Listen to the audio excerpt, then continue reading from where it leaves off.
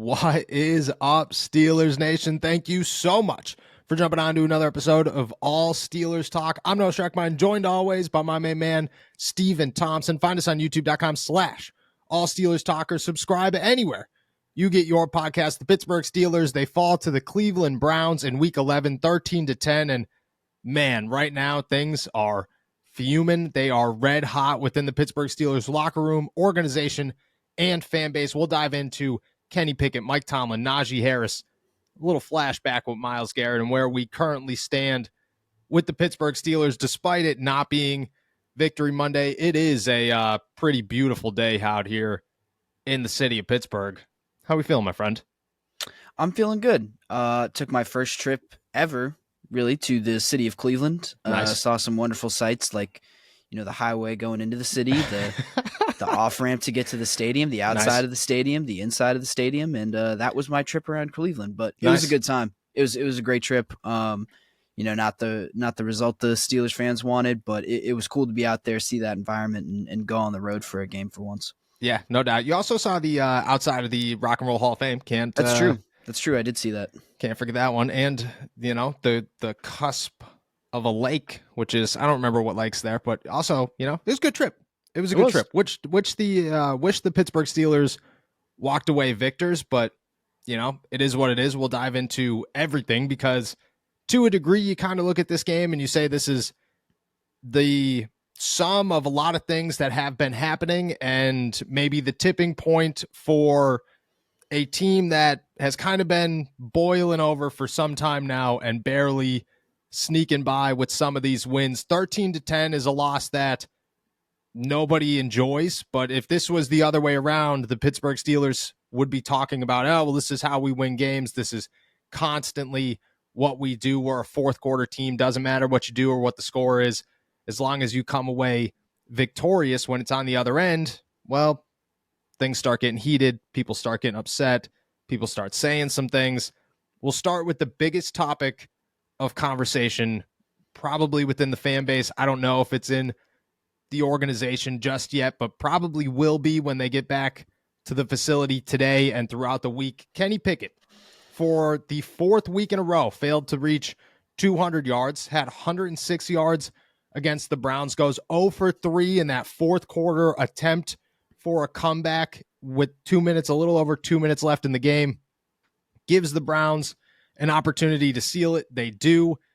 I mean, the entire game, he looked pretty bad. I don't think I'm alone saying that. Have the Steelers hit a point in your mind where it may be time to consider a change with Kenny Pickett, or are you still giving this kid a little bit of leeway and saying maybe you stick it with him? I think you can consider it. I think it's fair to consider making a quarterback change at this point, but I don't know if that's in the best interest of the Steelers in the short term. I think for right now, for at least another week or two, it's best to roll with Kenny because I still think that you're in a competitive spot as a team. You're only 6-4. You're still kind of in the thick of the AFC playoff race, which is really competitive and really crowded. So unless you think there is an upgrade elsewhere on this roster, and I don't really think there is. I think there's just something different, which is very different. I think you got to continue to roll with Kenny because I think he puts you in the best spot to be competitive and to maybe win games. I understand what that spot is. It's not particularly great. Kenny hasn't shown us a whole lot, particularly over the last 4 weeks, or 3 or 4 weeks, like you said, and really. For most of this season, he hasn't shown us a whole lot, but I still think that he is better than Mitch Trubisky and Mason Rudolph. So I think if you are still serious about maybe competing for a playoff spot, then as the Steelers, I think you got to stick with Kenny Pickett. But you do that understanding that the ceiling might be a little bit low, and that you are continuing to win in ways that, and we're going to get to this in a second, but in ways that Najee Harris said just aren't sustainable, and so it's a rocky boat, but no matter how you slice it, that's how it's going to be, and I think Kenny Pickett makes the boat less rocky, the least rocky of the three options that they have. I agree. I think it's time to consider a change. I have a hard time saying that a change would be better. I kind of sit here and my thought is Kenny Pickett is not the guy, and I think at this point in his career, I kind of look at it like in a bigger picture. Like, I kind of think Matt Canada ruined him. And I tried really hard to avoid that narrative, but I just think that you watch a guy like DTR yesterday. You watch a guy, we were driving back from Cleveland and you saw the Brock Purdy stat that is just like unreal. And I'm not saying Brock Purdy isn't a good quarterback. I'm just saying in a really good system, you could make average quarterbacks good or suitable or winnable. And I think the Pittsburgh Steelers found themselves in a situation where Kenny Pickett was thrust into this. Maybe he wasn't capable of being a starting NFL quarterback yet. Maybe he'll never be capable of being a starting NFL quarterback. But you put him in probably the worst situation possible. And then you kept that situation going for another season. And I think there are a bunch of reasons that the Pittsburgh Steelers offense does not work. I think Matt Canada remains the biggest one. Like, I think the fact that you, as an offense as a whole, just lack communication, are never on the same page. Your quarterback is regressing. These are all things, players regress sometimes and busts happen all the time, but you look pretty much anywhere. Like literally everywhere. You look at New York, Zach Wilson isn't working out right now. Nathaniel Hackett is a guy that with Aaron Rodgers won 2 MVPs. People are looking at Nathaniel Hackett and saying, is he the reason Zach Wilson isn't the guy? And in Pittsburgh, is Matt Canada not the guy? I think to a degree, the Steelers kind of screwed Kenny Pickett out of early success and maybe kind of trying to find his footing this early in his career. And because of that, you've kind of hit a point right now where, maybe the best case scenario is to consider a change, open a quarterback competition. But I also definitely agree with you. Like, Mitch Trubisky is not the guy. I wouldn't put Mitch Trubisky out there at all, no matter what. Wouldn't even consider it. And if I'm going to consider a quarterback, it's probably going to be Mason Rudolph. And I think at bare minimum, Mason maybe gives you just like a little bit of, well, nobody's seen Mason Rudolph throw a football in 3 years. So, maybe a little sleeper effect, maybe some unknown there. He's also 5-4 as a starting quarterback with like a very average team around him, or at least an offensive team around him when he was the starter. But I think we both know the Pittsburgh Steelers, they're not even going to consider Mason Rudolph. They wouldn't even look his way. They probably forget he's on the roster, let alone going to consider him a starting quarterback. I don't know. I think I agree with you. Like, I think that they're kind of stuck right now. Yeah, definitely. And I think you make a good point about how a lot of these struggles, the miscommunications, the idea that none of these guys seem to be on the same page week to week, that comes back to coaching. And if you throw a new quarterback in there, that's fine. But all these guys are being coached under the same system, coached by the same guy.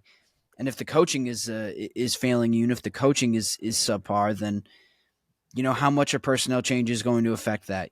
How much can that change things? I feel like it's not very much, especially when you're working with a quarterback room that doesn't have a ton of talent to begin with. You know, it's a pretty bleak situation, and I just don't see where the immediate solution is. I understand how frustrating it's been.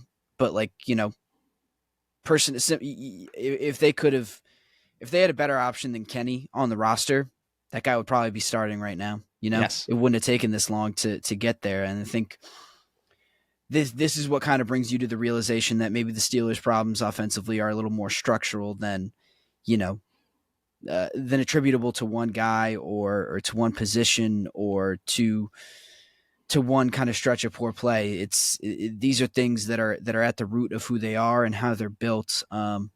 They've got issues not just at quarterback, but throughout the entire offense. Yeah, I agree. Like, you can't, and that's like, it's such a harsh reality for the Pittsburgh Steelers, but it's also a hole that they dug themselves. Like, we talked about it all summer and all spring is Mitch the guy? Do you keep Mitch around? Do you get somebody else just in case? No, you just ignore it. It is what it is. Cool. Kenny's got to be the guy, but that's so much pressure. And then now it's falling apart. And we've been talking about Matt Canada for years. Like, that's not like a new conversation. And the Steelers have ignored all these things. And here they are, which kind of like leads into this next talking point of Mike Tomlin and his words after the game, which when he was asked about the Steelers offense, and this is the question, what do you have to do to get your offense going? This is what he said, quote, "They have a really good defense. They make a lot of offenses look like that. Coupled with their venue, we have to give them some credit. We knew their reputation in week 2. Maybe the rest of the National Football League didn't. It's kind of been confirmed in the weeks after that, and obviously they were really good today. It's the defense. It's the defense. How do you blame?" And I get it. Myles Garrett had one hell of a day from start to finish. The Cleveland Browns defense, they looked phenomenal, but so did the Pittsburgh Steelers to a degree. You kind of you have to look at the big picture again. And the big picture, the final outcome is 13-10. Your defense only gave up 13 points. 3 of those came with 5 seconds left on the clock. Any team in the National Football League will tell you, yeah, we should be able to score more than 13 points in a game and expect to win. And if we hold a team, it's rule of thumb. We've talked about this a dozen times this season. It's rule of thumb in the NFL. If you hold a team to under 20 points, you should expect a victory. The Pittsburgh Steelers couldn't even get 2 touchdowns. Tomlin blames the defense. This goes full circle. It's been years of ignoring Matt Canada. It's been years of ignoring this hole on offense and that hole on offense and the quarterback situation and everything. You heard it. You were there. What were your thoughts when that came out of Mike Tomlin's mouth? And where do you stand with this? Well, it's not technically wrong. They have they do have a good defense, but look, man, this is a team that they hope to compete with, that they expect to compete with. So you can't just kind of resign yourself to saying, well, our opponent was really good, so we can't really attribute any issues to ourselves. You got to take some responsibility when, as a team that hopes to compete for the playoffs, that hopes to compete for this division, when you are not able to compete with a unit on another team in that division, another team that's competing for the playoffs, you can't just kind of throw up your hands and say, oh, well, they're a good team too. Yep. That's a team that you hope to be on the same level with. And so to kind of resign yourself to just giving all the credit to the other team without kind of looking inward and saying, well, we've got to make some adjustments if we want to compete with these guys. That's misguided in my opinion. And that's, I think, missing the point. And it's ignoring, it's unambitious, I think is the right word for it. It's unambitious, and it's Mike Tomlin talking like the coach of a team that is tanking or rebuilding, instead of a team that entering this year had hopes to not just make the playoffs, but maybe even make a run in those playoffs. And this is just, unambitious. Unambitious is the word I keep coming back to. It's not, I think, becoming of a team with kind of the tradition and the talent level that the Steelers have, and the ambitions or the hopes that they had for this season. Yes, that is almost the perfect way to put it. It's not a team, and this is not a coach that is fighting for a Super Bowl. It's a coach that, this is the last 2 years, maybe 3 years. You've heard the same story from Mike Tomlin. Yeah, well, we're going to continue. Eventually it's going to click. We're going to continue to do this. This is the reason for this. It's not us, blah, blah, blah. It's acceptable the last 2 seasons. It's not acceptable this season. 2 years ago, you're at the end of Ben Roethlisberger. The team around him is falling apart. There's no talent here. The defense is still a work in progress. There's a lot of young guys. Your superstar talent is low. You technically should be in a rebuild, but Ben's still here, so you're not in a rebuild yet. You're fighting for the playoffs. Acceptable to admit, hey, there's not much we could do. It is what it is. This is the opponent. Last year, you're in a complete rebuild. This is time. Nothing good's going to happen. You are allowed to use other teams as an excuse, and the fact that you don't have things as an excuse, and you could say those things. This year, that is not the case. The Pittsburgh Steelers window is open. They have a quarterback that they fully believe in, that they continue to talk about how much they believe in. They have a phenomenal defense. Even if there's holes, even if at times things don't look great, the Pittsburgh Steelers defense does what it needs to do week in and week out to keep teams in a winnable margin so that their offense has an opportunity to win. You have the pieces around you to be something. I'm not saying a Super Bowl team, but to be something. And just like you said, Tomlin is talking like it's okay to fail and that the Pittsburgh Steelers should accept that, hey, at times we will not be the better team on a football field. That is wild to me. And if you ask Pittsburgh Steelers fans, they will lose their minds under that notion. They'd fire Tomlin tomorrow if they had the opportunity to, just because he continues to just point blame in other directions outside of himself and the team. And it's dragging everything, I believe, around him down. We've talked all season long. We've been very critical of Mike Tomlin throughout the season. This might be the first time in Tomlin's career I, as a Pittsburgh Steelers, growing up a fan, turning into a reporter, have been critical of Tomlin at all. I have always supported and said, hey, Mike Tomlin is one of the best coaches in the NFL. This season, it's almost as if, I don't know, like his own ways. I don't want to say the league because I don't believe it's the league. I believe it's his own ways are starting to catch up with him, and it's starting to take his team down with him. He still does all these incredible things, and he's still, one of the most unique and best coaches in the NFL in a lot of areas. When it comes to addressing things that need to be addressed and fixing problems, he's shooting himself in the foot time in and time out. Where do you put the blame right now? Where do you look at the Pittsburgh Steelers as a whole, top to bottom, Art Rooney to the guys washing the jerseys? Where is the blame? Who is to blame for the Pittsburgh Steelers? And just like they're not their fall to the Browns, but their lack of inability to get better or acknowledge that they need to get better. Yeah, I think it kind of starts with the coaching staff, and kind of, I think you can blame individual losses on players, and maybe on coaches as well. But when the struggles have been this consistent and they've been the same thing, they've been of the same kind of design for week after week, and now going on year after year, you got to talk about the coaches. And, it's obviously a pretty narrow set of those coaches. Obviously it starts at the top with Mike Tomlin, but then it's the rest of the offensive coaching staff as well. Falls to Matt Canada, obviously, as the quarterback's coach, or as the offensive coordinator, but, also falls on the quarterback coaching as well. I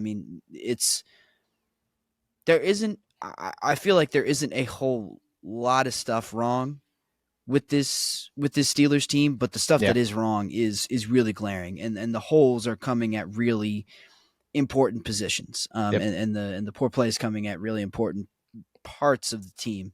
So yeah, I think once struggles start to become consistent and they start to be this, they last for this long, it's pretty easy to say that it falls on coaching, because you control the situation around you. You control the players you bring in, you control how you coach them and how you develop them. And I think you hit on something a little bit earlier too, is just that there hasn't been progress, especially over the course of this year. I think you could have said last year there was some progress over the course of the year and they finished better than they started. But this year that has not been the case. You have not seen the arrow continue to be pointed up. It is at best been stagnant, and I think that's a pretty big indictment on coaching and what they've done with this team so far this year. Yeah, I agree wholeheartedly. Like, there's a part of me, and people, I saw Colin Dunlap on 93.7 The Fan, or from 93.7 The Fan.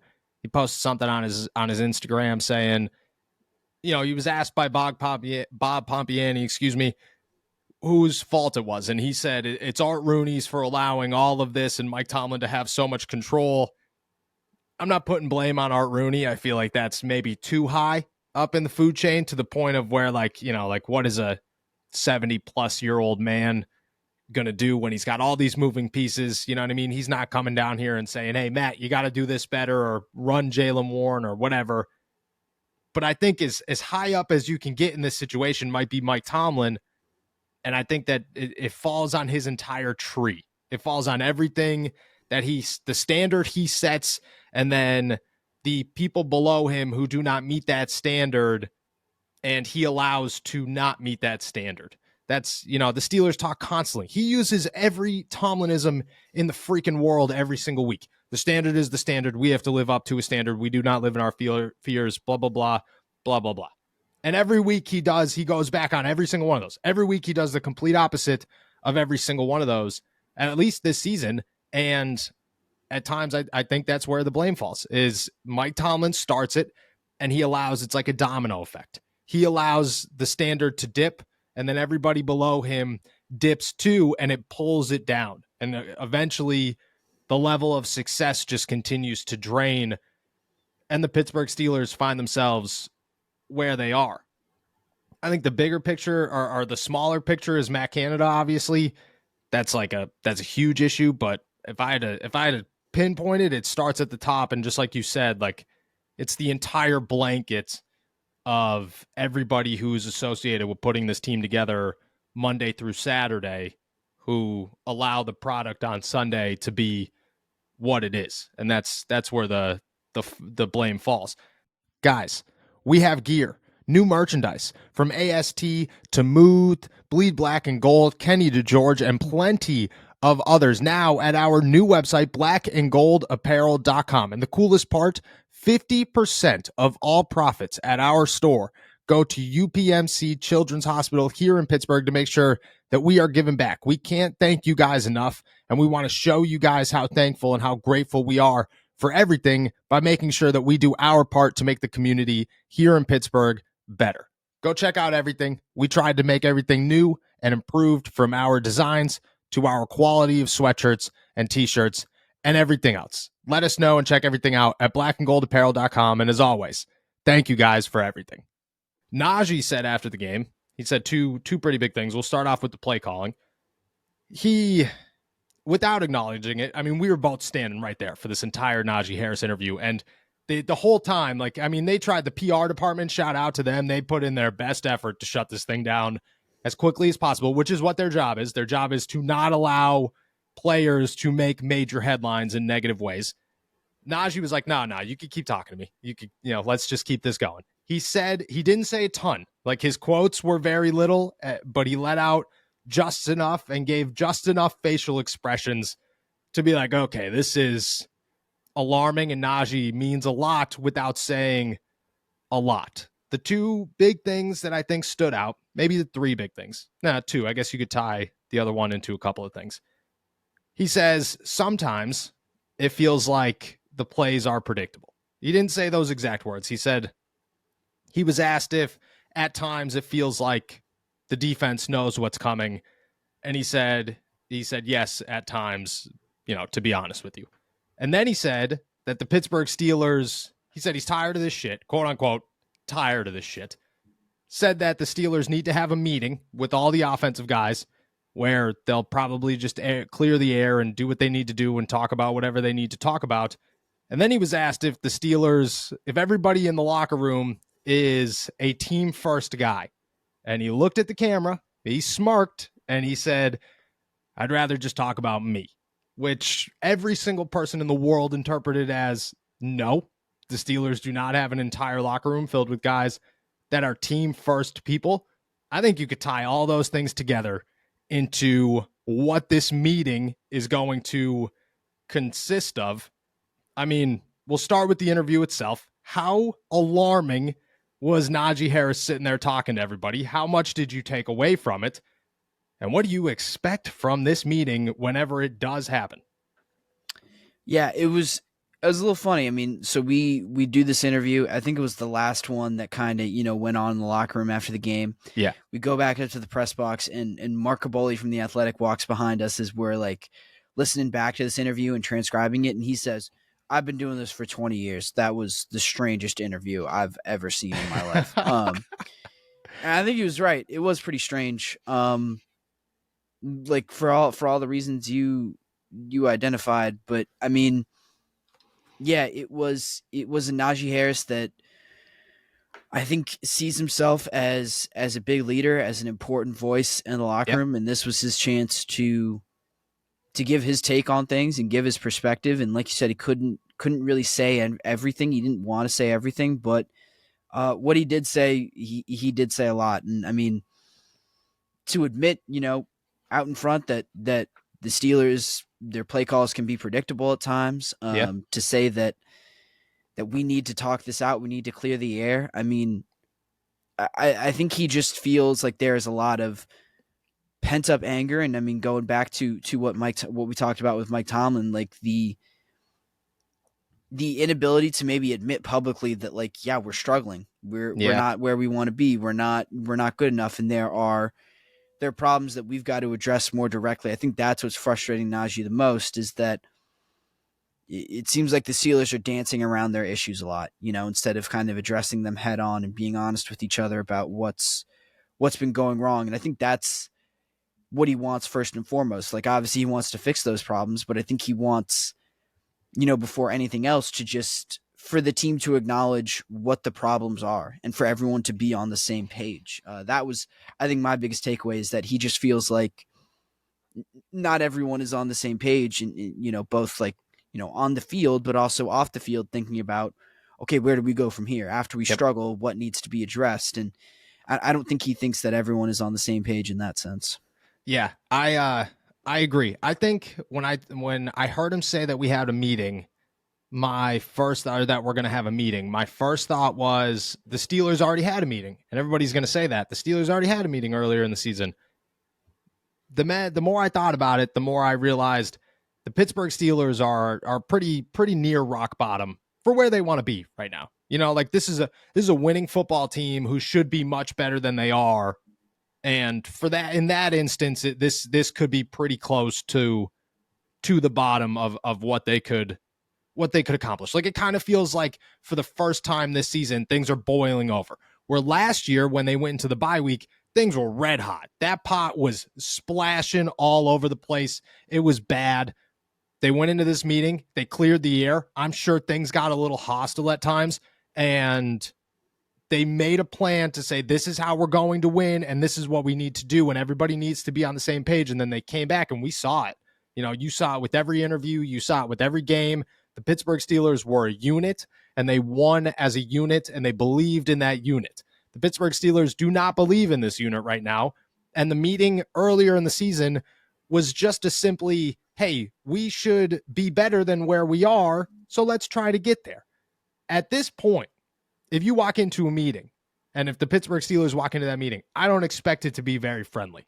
I expect it to be a lot of guys who are, we saw Deontay in the locker room yesterday, losing his mind, freaking out, telling the media, I don't got a damn thing to say to you guys. I got nothing to say, freaking out, losing his mind on the sideline a week ago, throwing his hands up in the air. George Pickens shaking his head during the game. Najee Harris saying all this. It will be a lot of guys who are very talented and should contribute to this team in much bigger ways than they are, being open about where the Pittsburgh Steelers stand and how they're almost fed up with it. And that will lead to discussions of, hey, this is how we need to go about things. This is how we need to improve. And then they could come to that unit. That's what they needed to hit. Like a meeting in week 4 or 5, whenever it happened, they don't even know who they are yet. They had no idea. That meeting was nothing big. And everybody that talked about it was kind of just like, yeah, it was just like kind of like a clear the air type of, friendly environment. This one, I fully anticipate people say some harsh things that need to be said, and that the Pittsburgh Steelers look at this and have to actually look themselves in the mirror and say, hey man, this sucks. We suck as a group. There's reasons that we suck. And I would imagine people point out Matt Canada in this situation, just like they did a year ago. Like a year ago, the team was struggling with their identity, and there are multiple reports and rumbles, as I call them, that in that meeting during the bye week, it was a lot of, look, you're the offensive coordinator, you got to find this damn identity and you got to give it to us so that we could actually make this work. I would expect a lot of the same in this one. Like, I don't expect it to be friendly, and I think that that's needed. And, in my opinion, and maybe you have a different one, I think it'll help. Like, I think that in a meeting that gets a little unfriendly and that gets a little hostile, and, people clear the air and they get a little aggressive at times, I think that that's what the Pittsburgh Steelers need to kind of take the kid gloves off and say, hey, look, Matt, you are not doing your job good enough. You know, half the fan base, 90% of the fan base wants you fired.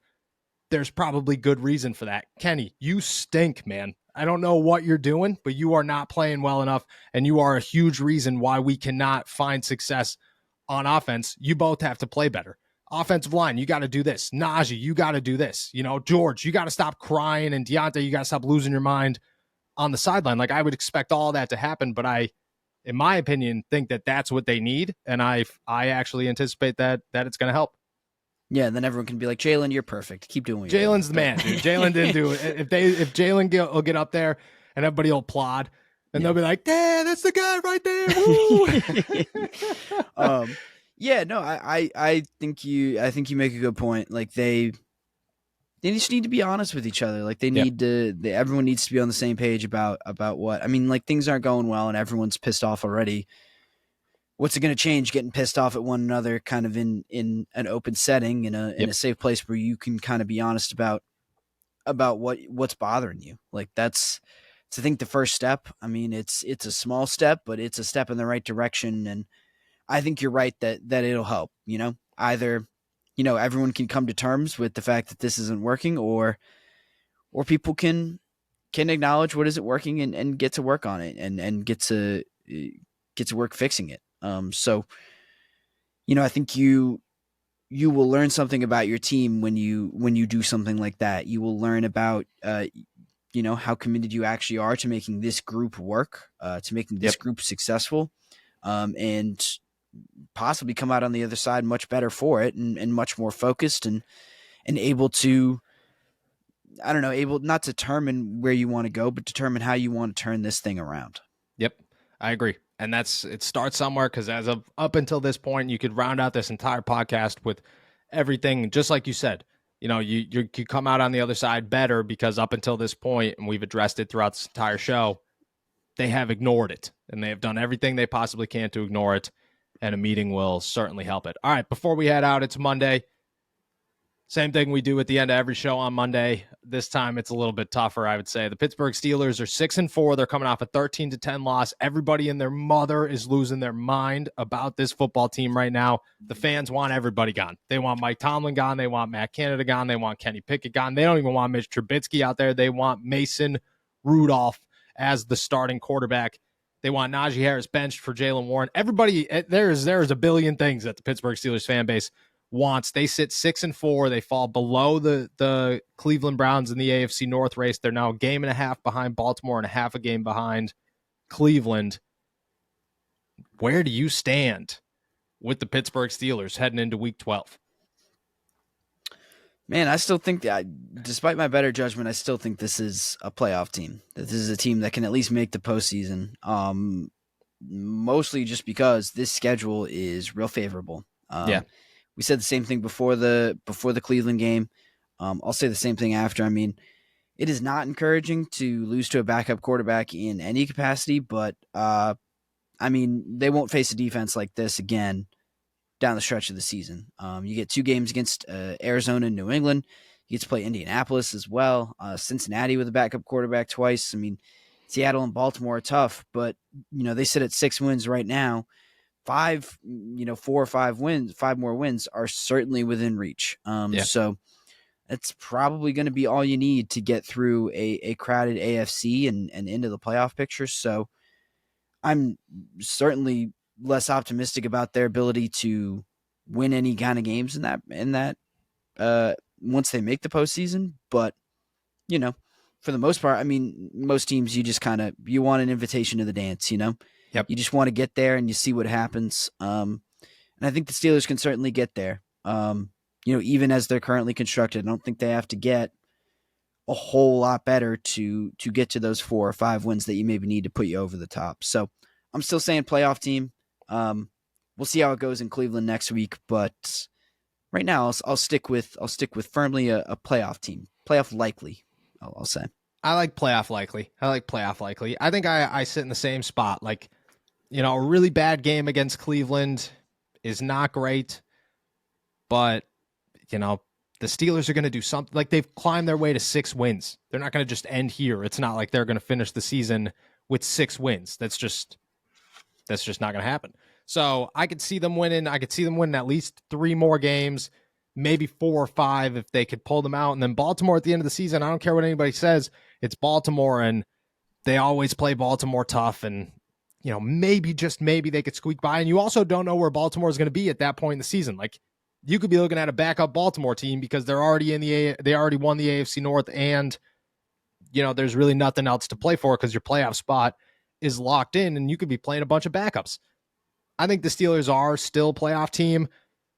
I just think that every week that passes that they don't put up a good performance, and I think that's all it needs. You go to Cincinnati next week and you put up 26 points or something, you're right back in this. We're sitting here and go, that's it. That's what they needed to do. You do that twice, and like the expectations go through the roof. But until they do that, just like you said, like once they get into the dance, I don't know what happens, but I don't have very optimistic feelings about what's going to happen. I still think that they find their way there, and with the way the AFC is shaping out, I mean, they could certainly walk themselves into the playoffs, and until somebody else steps it up like Buffalo or whoever, you could just continue to think, hey, this is a playoff team and they're fighting from behind, but they're still in there, and right now they got a playoff spot, and I don't expect it to change. Again, as we get closer to the end of the season, we'll start talking playoffs more and more, but man, dude, for right now, you walk into the playoffs with this team and the way they're going, imagine getting like Kansas City round 1. Yikes. Big yikes. But I've seen crazier things happen, and all you got to do is get there. Mike Tomlin talks about that all the time. And it's only week 12, so there's 6 more weeks to try to figure this out. And as crazy as that sounds, that's a long time to turn things around for an NFL football team. All right.